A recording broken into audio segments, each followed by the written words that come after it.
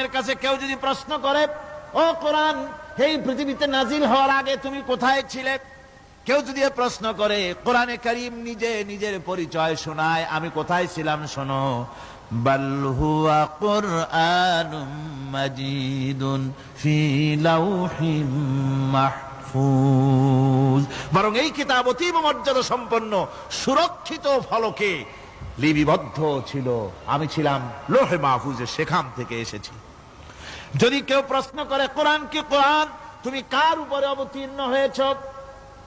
জবাব কোরআন নিজেই দেয়, ওয়া আমিনু বিমা নুজিলা আলা মুহাম্মাদ ওয়া হুয়াল হাক্কু মির রাব্বিহিম, ঈমান আনো সেই জিনিসের উপরে যেটা মুহাম্মদ সাল্লাল্লাহু আলাইহি ওয়াসাল্লামের উপর অবতীর্ণ হয়েছে। আবার অন্য আয়াতেও জবাব পাওয়া যায়, তাবারাকাল্লাযী নাযালাল ফুরকানা আলা আবদিহি লিয়াকুনা লিল আলামিনা নাযীরা, অতীব বরকতপূর্ণ মহান সত্তা সেই আল্লাহ রাব্বুল আলামিন, যিনি তার বান্দার পরে ফুরকান অবতীর্ণ করেছেন। সুবহানাল্লাহি ওয়া বিহামদিহি। কোরআনের নাম আমি বলেছিলাম শুধু কোরআন নয়, অনেক নাম আছে। কোরআনের আরেক নাম ফুরকান। কোরআনের আরেক নাম কি? আল ফারকু বাইনাল হক্কি ওয়াল বাতিল। কোরআন হচ্ছে সেই মহাসত্য যা মিথ্যা এবং সত্যের মধ্যে পার্থক্য সূচিত করে, মঙ্গল এবং অমঙ্গলের মধ্যে পার্থক্য সৃষ্টি করে, যা সত্য এবং মিথ্যার মধ্যে তাফরিকা সৃষ্টি করে, সত্যকে মানুষকে বুঝিয়ে দেয়। তার নাম হচ্ছে ফুরকান। এবার যদি প্রশ্ন করা হয়, ও কোরআন, বুঝলাম তুমি লৌহে মাহফুজে ছিলে, বুঝলাম তুমি নবীজির উপরে নাজিল হয়েছো, এবার বলো তুমি কোন মাসে নাজিল হয়েছো? তুমি তো আসছিলা প্রথম, কোন মাসে নাজিল হয়েছো?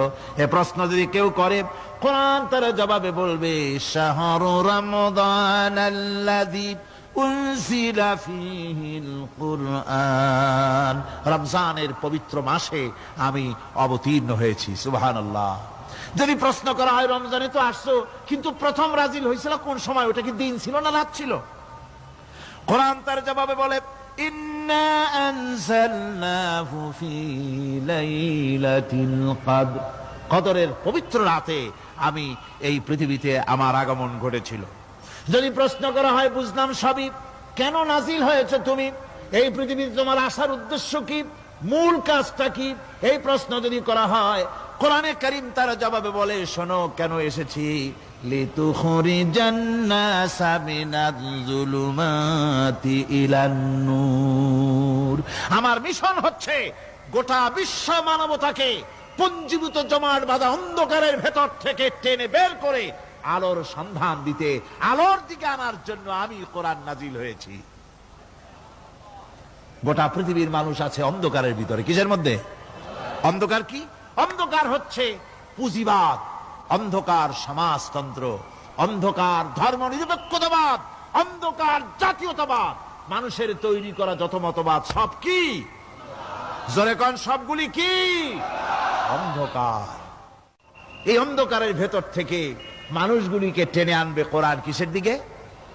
আলোর দিকে।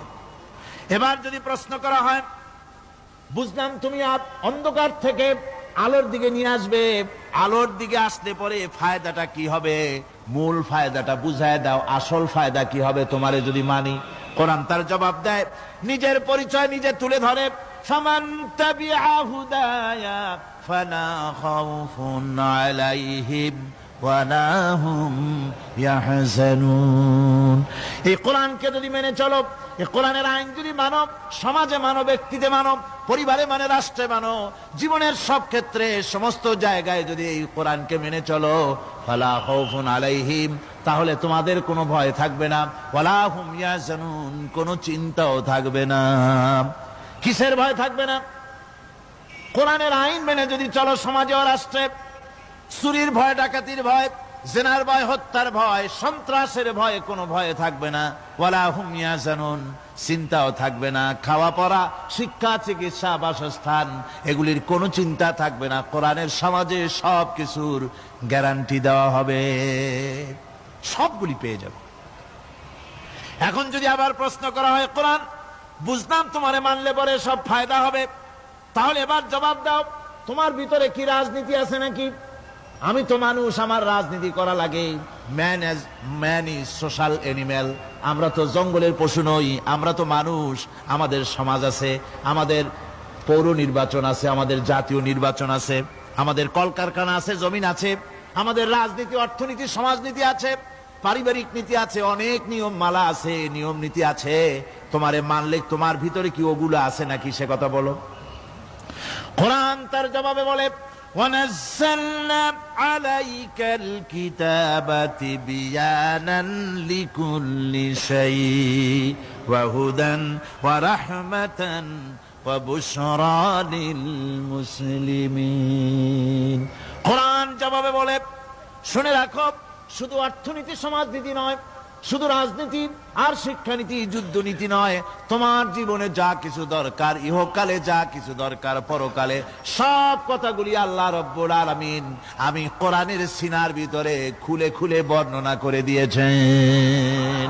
সব কথা এ কোরআনে কারীমের ভিতরে রয়েছে। তোমার এমন কোন জিনিস নাই যা তুমি কোরআনে কারীমের মধ্যে পাবে না। তোমার সমস্ত প্রয়োজন আমার বুকের মধ্যে আল্লাহ দিয়ে দিয়েছেন। বিজ্ঞান আছে, দর্শন আছে, ইতিহাস আছে, সব আছে এর মধ্যে। তবে কোরআনের মধ্যে বিজ্ঞান আছে বলে আমি এটাকে বিজ্ঞানের কিতাব বলবো না, দর্শন আছে বলে দর্শনের কিতাব আমি বলবো না, রাজনীতি আছে বলে কোরআনকে আমি রাজনীতির কোন কিতাব বলবো না। কোরআন তাহলে কি?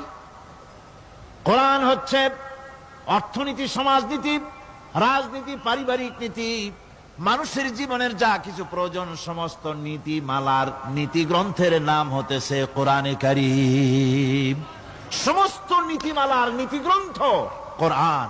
এখানে রয়েছে সব কিছুর উৎস, যেটা গ্রহণ করলে পরে মানুষ আরামে থাকতে পারবে। অমুসলিম নাগরিক বৃন্দ তাদের নাগরিক মর্যাদা পাবে।